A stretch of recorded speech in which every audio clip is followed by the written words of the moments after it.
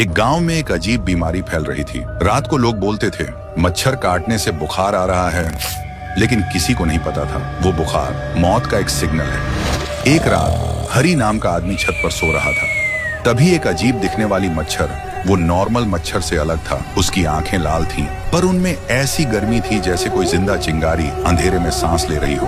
वो मच्छर हरी के पास आया और अचानक फट गया।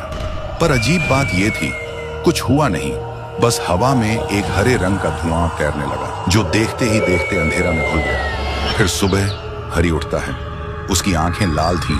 तभी उसे खून की उल्टी होने लगी।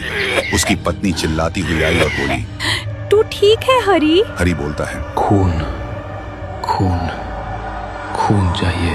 और वो एक अजीब दिखने वाला इंसान ज़ॉम्बी में बदल गया और एक झटके में उसने अपनी पत्नी को काट लिया। देखते ही देखते उसकी पत्नी भी एक ज़ॉम्बी में बदल गई। उधर पूरे गांव में वो ज़ॉम्बी मच्छर फैल गया था।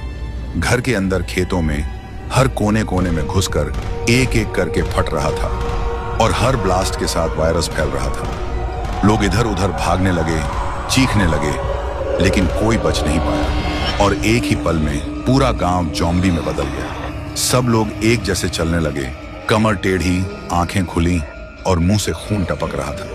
लेकिन बस एक आदमी बचा था, राइस्टार। पूरा गांव उसका पीछा कर रहा था। वो बहुत डरा हुआ था।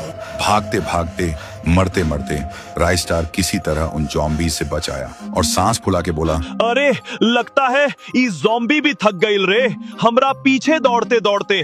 ससुरा अब एक लाइक तो बनता है रे।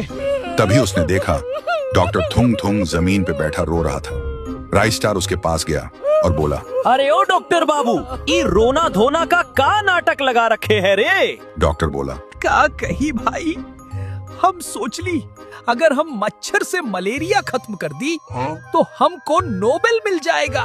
बस फिर हम मच्छर पकड़ के रिसर्च में लग गई। ससुरा पता नहीं कैसे धमाका हो गई और फिर सब मच्छर एक अजीब रूप लेकर यहाँ से उड़ गई।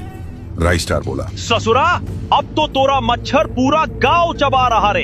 ई का वायरस बनाइल बा तू, अब तू ही ठीक करबे, नाई तो तोरा कनपट्टी पे ऐसन झापड़ मारब ना कि डॉक्टर गिरी भी भूल जाइब।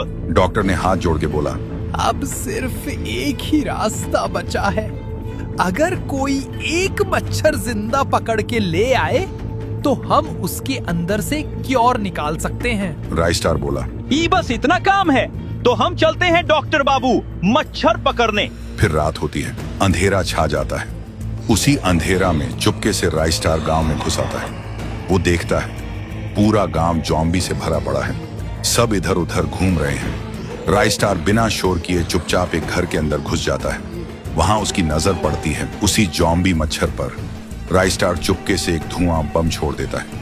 पूरा कमरा धुएं से भर जाता है। पकड़ लिए रे ससुरा। जब धुआं हटता है तो दिखाई देता है राइस्टार ज़ॉम्बी मच्छर को एक जार में पकड़ चुका है। फिर राइस्टार वो जार डॉक्टर को देता है। डॉक्टर थुंग थुंग तुरंत उस मच्छर से एक दवा बना लेता है। डॉक्टर बोला, ले रे ससुरा, ई दवा से ज़ॉम्बी वायरस खत्म हो जाएगा। राइस्टार बोला, हम नहीं जा रहे हैं रे ससुरा, अगर हम दवा पिलाने गए तो ज़ॉम्बी हमको ही चबा जाएगा। डॉक्टर हंसता है और बोलता है, तू तो बड़ा मजाकिया निकला रे राइस्टार। चल हम दोनों ही चलते हैं। फिर दोनों हेलीकॉप्टर में बैठ जाते हैं और निकल पड़ते हैं उस गांव की तरफ। हेलीकॉप्टर गांव के ऊपर रुकता है। नीचे देखा जाए तो पूरा गांव ज़ॉम्बी से भरा है। हेलीकॉप्टर की आवाज सुनते ही सारे ज़ॉम्बी एक साथ उसकी तरफ दौड़ने लगते हैं।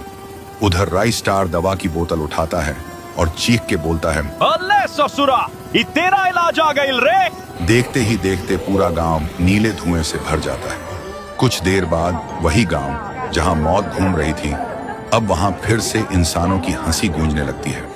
राइस्टार और डॉक्टर थुंग थुंग मुस्कुराते हैं। हो गइल काम, अब तो सच में नोबेल हमरे नाम लिखा जाएगा रे। लेकिन एक दिन खेत में एक आदमी काम कर रहा था।